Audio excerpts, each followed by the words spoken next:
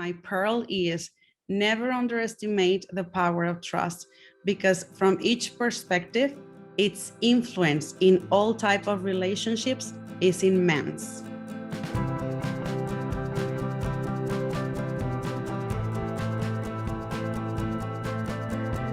Thank you, Steve. What a nice presentation. So here's my pearls. I'm going to wear them just like when we were in Miami. And well, good morning, everyone. Thank you. Thanks for your presentation, Steve. And well, my pearl of wisdom is called the power of trust. And well, it's been really meaningful for me, my understanding of trust throughout this year in the journey of education. But as of now, I would like to share with you how the perspective that I had about trust over the years has been not changing, but expanding. So I'd like to share with you that when I was a teacher, my concept of trust lied more at my students. Like when I taught elementary and middle school students, I really liked to believe in all of what my students said. And I tried to keep my word to them.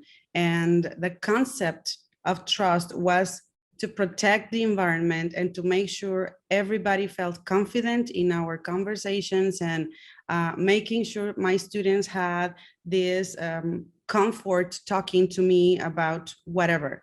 And at the same time, I believed all of what they said. So trust at my teaching years had, well, that kind of meaning where I felt good and I tried my students to feel good about it. Then I had to leave the classroom and I became an assistant principal. And that was a challenge for me in terms of having my fellow teachers staying in the classroom, but now me being an assistant principal, having to demonstrate and build trust and become a reliable assistant principal for everyone, not only for the students now. Now I have teachers and I had a principal, and I had to build trust and to demonstrate that I had the qualifications, and at the same time, learning to delegate and trusting in people and making sure that I felt good about not being me, the one who does the things. And well, the term started changing, and the perspective now had maybe a more ample impact into what I did. At the same time, being an assistant principal was a little bit comfortable in terms that the last word wasn't mine, but the principal's. So I had to work along and at the same time trust in people. I had to listen to teachers, because at some point in our system, there are some issues or some topics that people prefer to talk with the assistant principal than with the principal. So for me, that had a really relevant meaning when I was an assistant principal as well, having people approach to me and talk about different types of topics, some of them personal, some other in the professional ground. So that's how it started, like having a different impact. Then I became a principal, and that's when my understanding started having a greater impact about the importance of trust. Now the last word was on the principal, so I had to make sure that my decisions were informed. I had to trust my instincts, and I had to validate as well and make consensus to make decisions, and trust in others' opinions in the team. And well, now the decision-making process relied more on me, the principal, and well, it was hard. Delegating was already a skill that, even though I haven't mastered yet, because I have to admit, sometimes it's kind of challenging just to trust, and well, this has to be done, and I have to rely on and hold others accountable, and holding myself accountable as well. Something happened, something that had a great impact when being a principal. I made a decision, and I remember that I got lots of questions, a lot of questions. For me, it was a very simple and easy decision, simple but informed, and on a simple topic, let's say. But someone really important in the organization made me so many questions about that decision, And I had to explain over and over.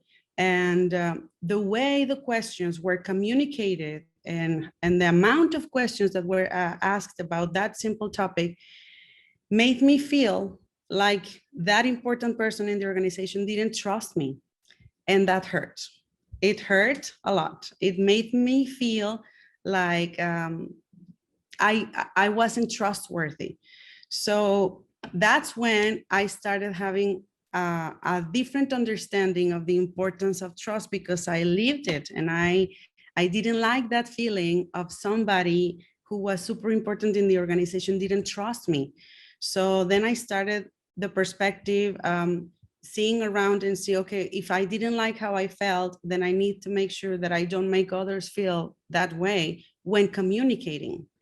And that's how trust now has a very different meaning, maybe more enriched meaning than when I was a teacher. And as of now, I would like to say how I've understood how impactful it is to have the trust in an environment. If you just change the context of what I just talked about, my history in terms of my professional life, you will see how important it is and how hurtful it is when there's no trust. Just contextualize it with your family, with your significant other, with your friends, with your son and your daughter, with your brothers and sisters, with your parents, how important it is to build trust, and at the same time, well, to keep it. It's not easy to gain it. So, well, this is how my perspective on trust has changed over the years. And my pearl is never underestimate the power of trust, because from each perspective, its influence in all type of relationships is immense.